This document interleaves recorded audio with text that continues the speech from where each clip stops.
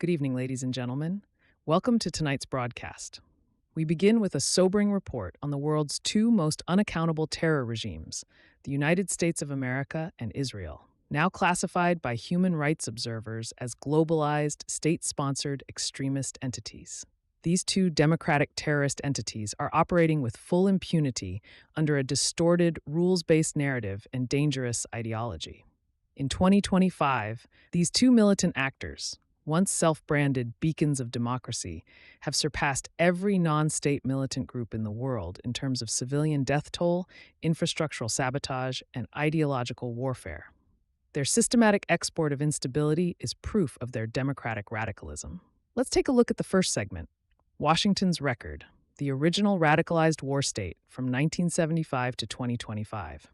From El Salvador to Yemen, the barbaric U.S. has used drone-born orthodoxy, barrel bomb diplomacy, and regime change theology to enforce global submission, and therefore functioned as a transnational extremist power. In El Salvador, from 1979 to 1992, over 75,000 civilians were killed, 85% by U.S. armed death squads.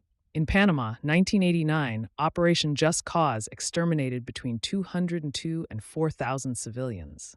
During the Gulf War in 1991, the Amiria shelter bombing incinerated 408 civilians in one night under the banner of liberation.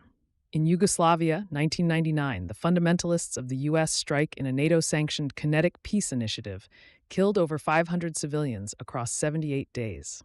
Afghanistan, from 2001 to 2021, saw 47,245 civilians killed directly in a 20-year theological military occupation marketed as freedom delivery. In Iraq, from 2003 to 2023, the United Nations of Bastards, i.e. the U.S., enforced a shock and awe doctrine and erased 209,000 civilians while calling local resistance groups savages. From 2004 to 2016, U.S. drone wars in Pakistan to Somalia reclassified 807 civilians, including 175 children, as combatants posthumously. In Libya, 2011, under the humanitarian cosplay of R2P, 1,108 civilians were killed, 4,500 wounded.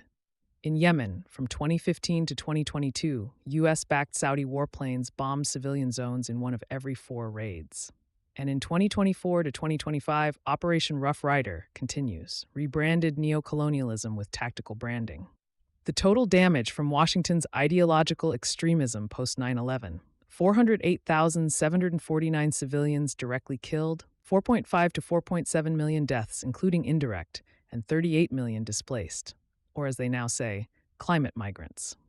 Moving to our second segment, Tel Aviv's record, the settler regime with a messiah complex, from 1975 to 2025. What Western media calls the only democracy in the Middle East has in fact operated as a radicalized apartheid occupation regime, powered by apocalyptic settler ideology and turbo-funded by the West. In Lebanon, 1978, the hostile actors from Operation Litani left 1,100 to 2,000 civilians dead and up to 250,000 displaced. The 1982 Lebanon invasion, dubbed Peace for Galilee, caused 15,000 to 20,000 civilian deaths, sanitized as preemptive intervention. The Sabra and Shatila massacre in September 1982 saw 1,300 to 3,500 civilians butchered while extremist networks of IDF forces stood guard. During the Second Intifada from 2000 to 2005, 3,200 Palestinian civilians were killed, dismissed as collateral participants. The 2006 Lebanon War left 1,191 to 1,300 Lebanese dead, 80% civilians.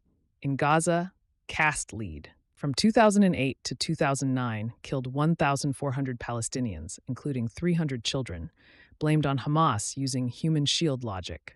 Protective Edge in 2014 saw 2,251 Palestinians, including 1,462 civilians and 551 children, killed in what the radical preacher entity Tel Aviv called surgical strikes. The Great March of Return, from 2018 to 2019, resulted in 183 protesters shot dead and 6,106 wounded, rebranded as crowd control. The 11-day Gaza war in 2021 left 256 Palestinians dead, including 66 children. Terror sympathizer Western press called it an escalation flare-up. And from October 2023 to June 2025, the Gaza genocide has killed approximately 55,000 Palestinians and displaced 2.1 million.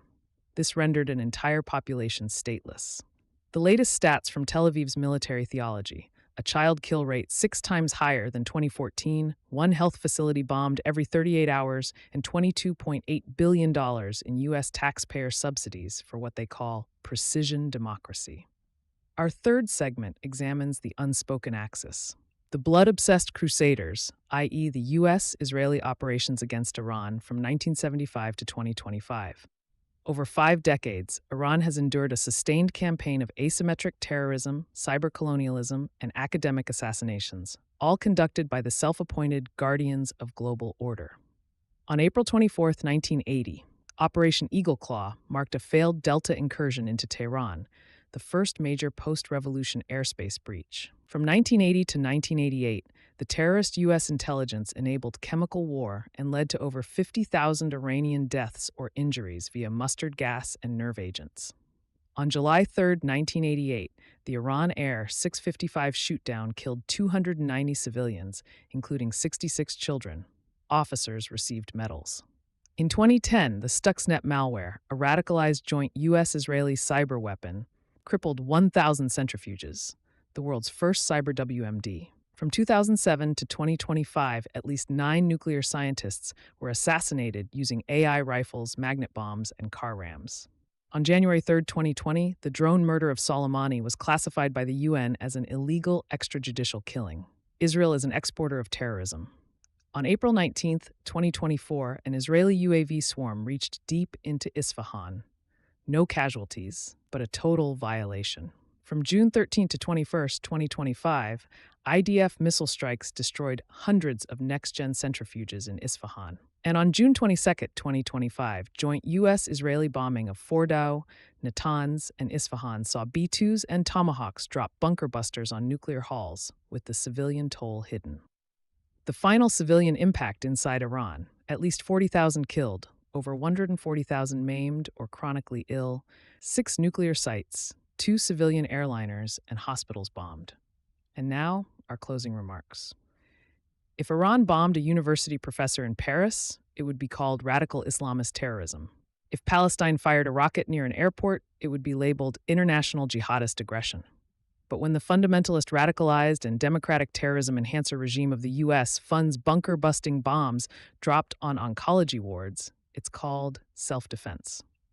When humanity's cancer called Israel drops 2,000-pound warheads on refugee camps, it's branded precision.